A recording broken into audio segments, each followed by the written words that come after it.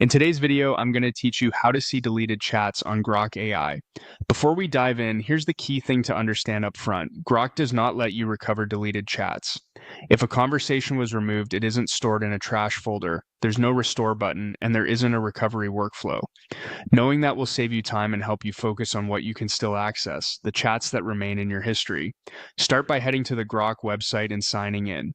Once you're in, the quickest way to review what's still available is through your conversation history. Look for the history option in the interface. Depending on your layout, it's typically in the sidebar or a menu that groups your past conversations. Open that and you'll see a running list of chats that are still saved to your account. Next, expand your view by selecting See All. This gives you the full scrollable archive that Grok keeps for your active and saved conversations. It's helpful if you haven't checked your history in a while, or if you're not sure when a particular exchange took place. Browsing this section is a good way to confirm whether a chat you're looking for is still there. From the full history view, use the search field to pinpoint a specific conversation. Type in a keyword, phrase, or topic you remember discussing. For best results, try a few variations. Distinctive terms, file names you mentioned, or a unique phrase from the response you're trying to find. Grok will filter your visible history based on what you enter, which makes locating the right thread much faster than scrolling.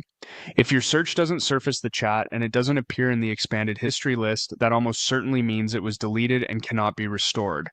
In that case, consider rebuilding the conversation by prompting Grok again with the same context, or by pasting any notes you still have so the model can help you recreate the important parts. A couple of prevention tips can help going forward.